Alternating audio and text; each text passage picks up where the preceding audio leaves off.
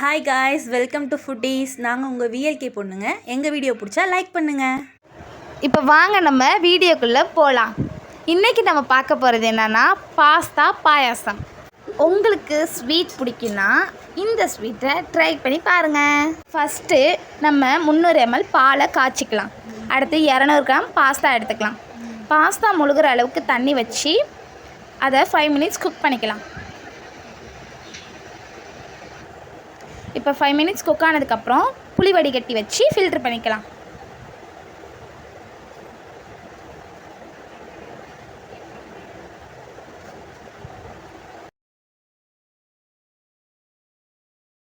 இப்போ ஃபில்ட்ரு பண்ணதுக்கப்புறம் அதில் கொஞ்சம் நார்மல் வாட்டர் ஆட் பண்ணிக்கலாம்.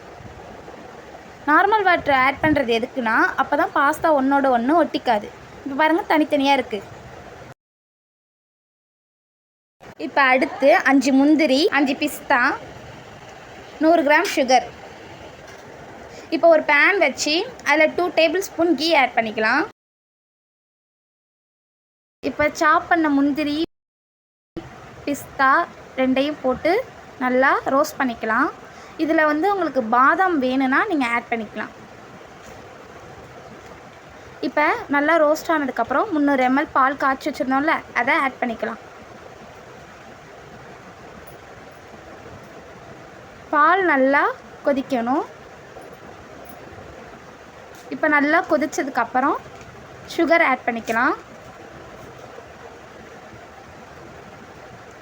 சுகர் நல்லா கரையணும். இப்போ நல்லா சுகர் கரைஞ்சிடுச்சு. இப்போ நம்ம பாஸ்தாவை அதில் ஆட் பண்ணிக்கலாம்.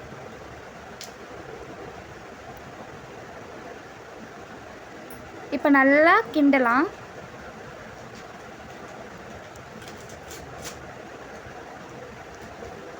இப்போ அடுத்து 5 மினிட்ஸ் குக் ஆகணும். இப்போ 5 மினிட்ஸ் குக் ஆகிடுச்சு. அடுத்து இதில் ஒரு ஏலக்காய் ஆட் பண்ணிக்கலாம். ஏலக்காய் ஆப்ஷனலு. உங்களுக்கு வேணும்னா இந்த ஃப்ளேவர் பிடிக்குன்னா நீங்கள் ஆட் பண்ணிக்கலாம். அடுத்து ஸ்டவ் ஆஃப் பண்ணிடலாம். இப்போ பாஸ்தா பாயாசம் ரெடி. இப்போ தான் நாங்கள் ஃபஸ்ட் டைம் சேனல் ஓப்பன் பண்ணி வீடியோ போடுறோம். உங்களுக்கு எங்கள் சேனல் பிடிச்சிருந்தா லைக் பண்ணுங்கள், கமெண்ட் பண்ணுங்கள், சப்ஸ்கிரைப் பண்ணுங்கள்.